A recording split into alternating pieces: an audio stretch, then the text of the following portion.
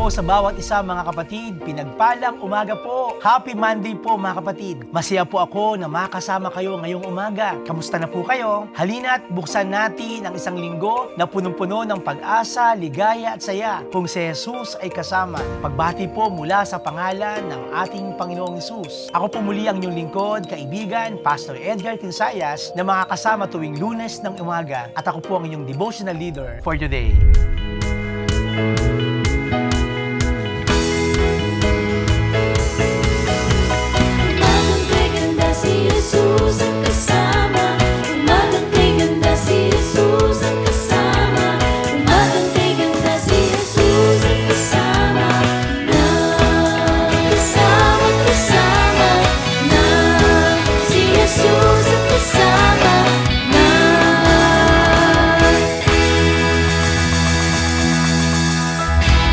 Paksa sa umagang ito ang katapatan ng Diyos. At bago po tayo magsimula, hayaan po muna natin papurihan ng Diyos sa awiting ito.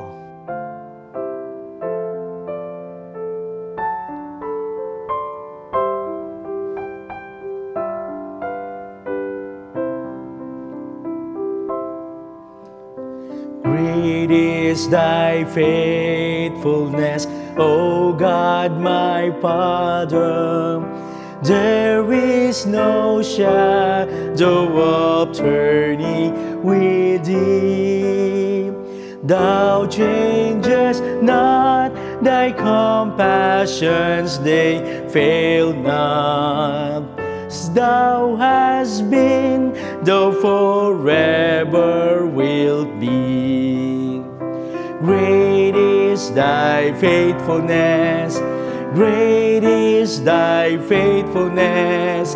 Morning by morning, new mercies I see. All I have needed thy hand hath provided. Great is thy faithfulness, Lord, unto me.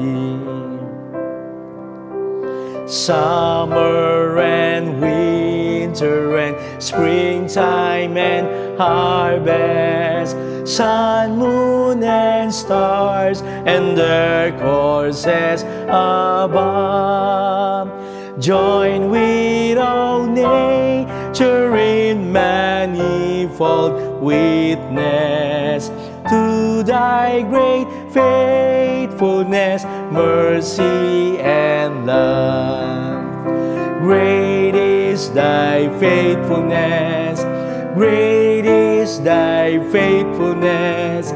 Morning by morning, new mercies I see.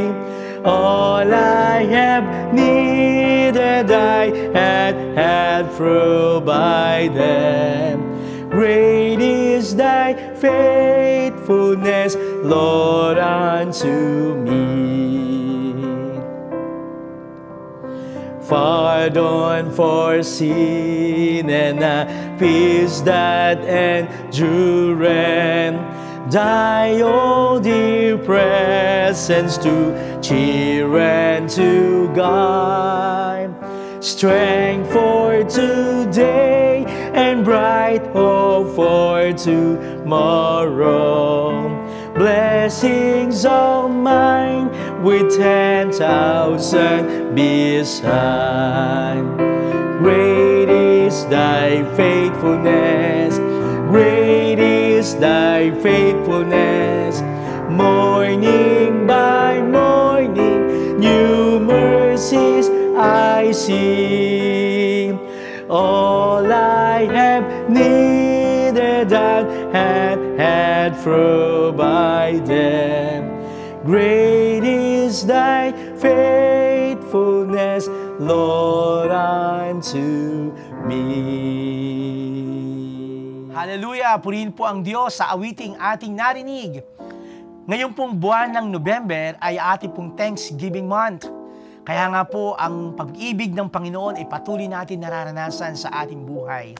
Ngayon pong umaga, ang ating pong pag-aaralan ay magmumula po sa Unang Hari, Kabanatang 8, talatang 22 hanggang 26. Ito po'y mababasa po natin sa Magandang Balita, Biblia. Ang panalangin ni Solomon. Pagkatapos nito, sa harapan pa rin ng buong bayan, tumayo si Solomon sa harap ng altar. Hinaas niya ang kanyang mga kamay at nanalangin ng ganito: Yahweh, Diyos ng Israel, sa langit at sa lupa, walang ibang Diyos tulad niyo. Tapat kayo sa inyong mga pangako, sa inyong mga alipin. Wagas ang pag-ibig na pinadarama niyo sa kanila habang sila ay nananatiling tapat sa inyo. Tinupad niyo ang inyong pangako sa aking amang si David at ipinangako niyo noon pa man, tinupad niyo ngayon. Kaya nga Yahweh, ipagpatuloy niyong tuparin ang inyong pangako kay David na sa habang panahon ay magmumula ang kanyang angkan ang maghahari sa Israel. Kung sila ay mananatiling tapat sa iyo, gaya ng ginawa niya, pagtibayin ninyo, Diyos ng Israel, ang mga pangakong binitawan niyo sa aking ama, si David, na iyong alipin. Mga kapatid, sa umagang ito, tapat ang Diyos sa ating buhay. Ang kanyang mga pangako ay totoo at ang kanya itong tinutupad. Walang pangako ang Diyos na hindi niya ginagawa. Sa lahat ng panahon, hindi nagbabago ang kanyang dakilang katapatan sa atin. Kaya sa umagang ito, mga kapatid, sa ating binasa, sa panalangin ni Solomon, kanyang kinilala ang katapatan ng Diyos sa kanya at sa kanyang ama. Kanyang inalala ang kabutihan ng Diyos na natupad sa araw na iyon. Gayon din ang ating mababasa sa unang hari, kabanatang 8, talatang 61. Merong utos na ibinigay ni Haring Solomon sa mga mananampalataya noong panahong iyon. Sinabi ni Solomon, manatili nga kayong tapat kay Yahweh na ating Diyos. Sundin ninyo ang kanyang mga utos. Ibinigay niya ang utos na ito bilang kondisyon na dapat tuparin ng mga mananampalataya upang magkaroon sila ng pagpapala, paggabay, proteksyon sa kanilang mga buhay at nang matanggap nila ang pangako ng Diyos sa kanilang bayan. Kapangyarihan, karunungan, kalusugan, tagumpay, laban sa mga sakit. Yaman at karangyaan, kapayapaan, talino at unawa, karapatan maging anak ng Diyos.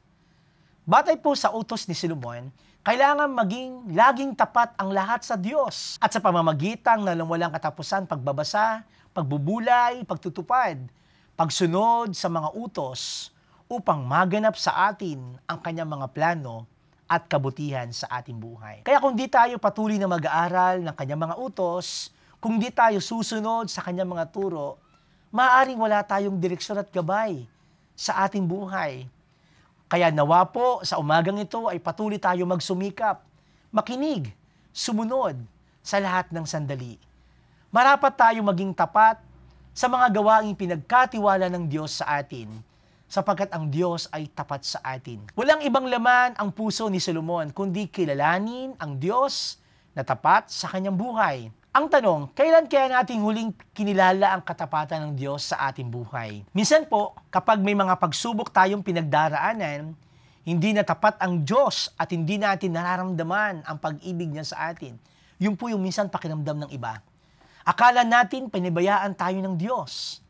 Ang hindi natin alam, inihanda pala ng Diyos sa mga gantong sitwasyon to receive bigger things, to receive bigger blessing and anointing sa bawat kanyang mga anak. Tandaan po natin, laging tapat ang Diyos sa atin. Sa lahat ng panahon, magiging tapat ako sa Diyos upang maging tapat sa akin. At ito po ang aking panalangin, patuloy kong iyahayag ang katapatan ng Diyos na gumawa sa akin at patuloy na umuhubog sa akin. Ibabahagi ko rin sa aking kapwa, sa lahat ng hindi pa nakakakilala ang katapatan ng Diyos. Meron pong isang testimony, may isa raw lalaki ang dumaan ang kanyang pamilya sa isang mabigat na pagsubok at ito'y maoperahan ng kanyang misis at naputulan po ng 3 tadyang. Sa gitna ng karanasang ito, ipinakita ng Diyos ang kanyang katapatan at pag-ibig sa kanya. Hindi nagkulang ang Diyos sa lahat ng pangangailangan at tapat ang kanyang pagpapala. At dahil dito, mga kapatid, pinagaling ng Diyos ang kanyang asawa at naibalik ang dati niyang sigla. Sa kanyang patotoo, Isang taon ang nagdaan at nakaraan. Inalala ng taong ito ang kabutihan ng Diyos sa kanyang buhay. Ito rin po ang aking tanong sa bawat isa sa atin. Kung si Haring Solomon ay naging tapat sa Panginoon, naglingkod sa Panginoon, ikaw kaibigan, naalala mo pa ba ang katapatan ng Diyos sa iyong buhay? Nawa, ibahagi mo sa iyong kapwa, kaibigan, ang mga karanasan na ginagawa ng Diyos sa iyong buhay. Sa pamamagitan nito, tunay nga mapaparangalan ang ating Amang nasa langit.